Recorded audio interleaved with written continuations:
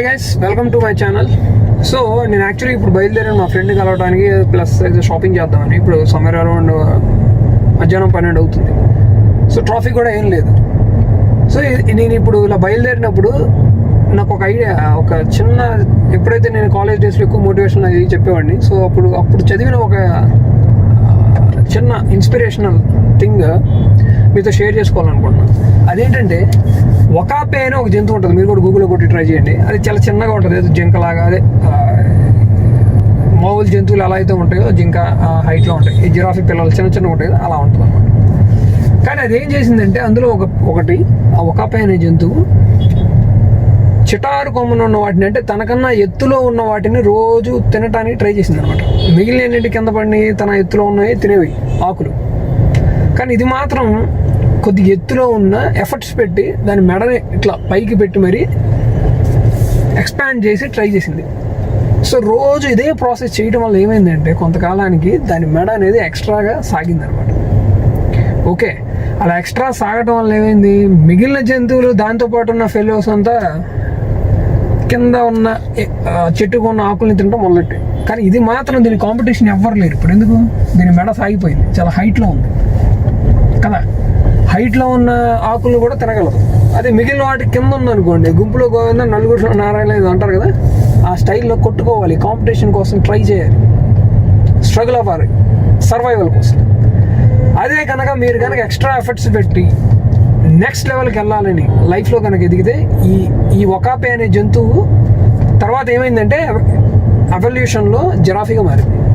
ఓకేనా? అంటే జిరాఫీకి చూశారు కదా ఎంత పొడవుగా ఉంటుంది మేడం. సో చెప్పండి, దాని కాంపిటీషన్ ఎవరుంటాడు? చిటారు కొమ్మను ఉన్న ఆకుల్ని తినగలదు, మిగిలిన ఏ జంతువు తినలేదు. దానికి ఉన్న అడ్వాంటేజ్ అది. అర్థమైందా?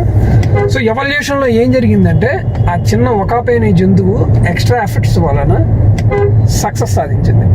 సో జరిగిన అడ్వాంటేజ్ ఏంటి? దీనివల్ల జరిగిన అడ్వాంటేజ్ ఏంటంటే దీనికి తర్వాత పుట్టిన పిల్లలు కూడా దీనివల్ల జిరాఫీగా పుట్టాయి.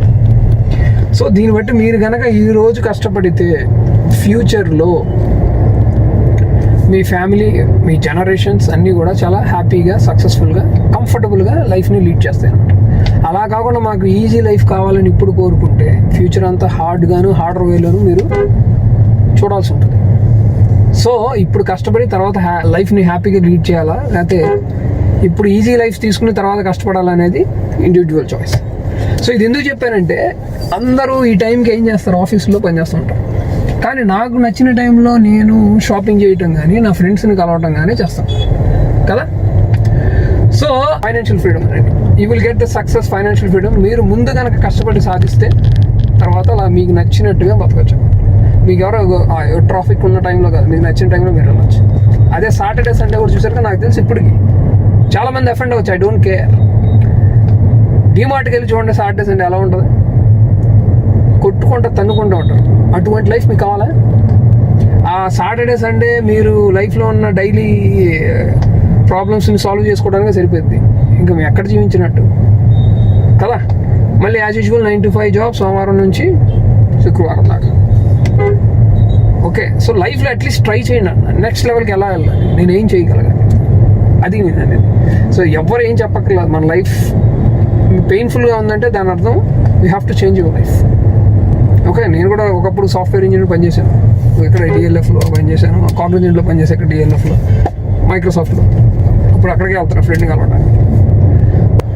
సో ఇదేంటంటే నేను ఒకప్పుడు కాలేజ్ డేస్లో ఉన్నప్పుడు చాలా మోటివేషన్ సంబంధించి చదివాను. మీరు కూడా చూసే ఉంటారు నా సుమన్ టీవీలో ఎక్స్ప్లెనేషన్స్ అవన్నీ. సో అది ఐడియా వచ్చింది, ఎందుకంటే నేను ఇప్పుడు ఈ టైంలో ట్రాఫిక్ ఉండకపోవచ్చు. ఎందుకు 9 to 5 మీరు బయలుదేరేటంటే ఫుల్ ట్రాఫిక్ అంటే ఏంటి, నాకు నచ్చిన టైంలో నేను రాగా. సో దట్ ఈస్ వాట్ నేను అదే ఫైనాన్షియల్ ఫ్రీడమ్ గురించి ఎక్కువ మాట్లాడతాను. కాబట్టి నీకు నచ్చిన టైంలో నువ్వు చేయటమే, నీకు నచ్చిన పని చేయటమే financially free as success. Okay, hope మీకు అర్థమైంది అనుకుంటున్నా. ఇలాంటి టాపిక్స్ కూడా ఇంకా నేను ఫ్యూచర్లో చెప్పాలి అనుకుంటే కింద కమెంట్ చేయండి. Thank you so much.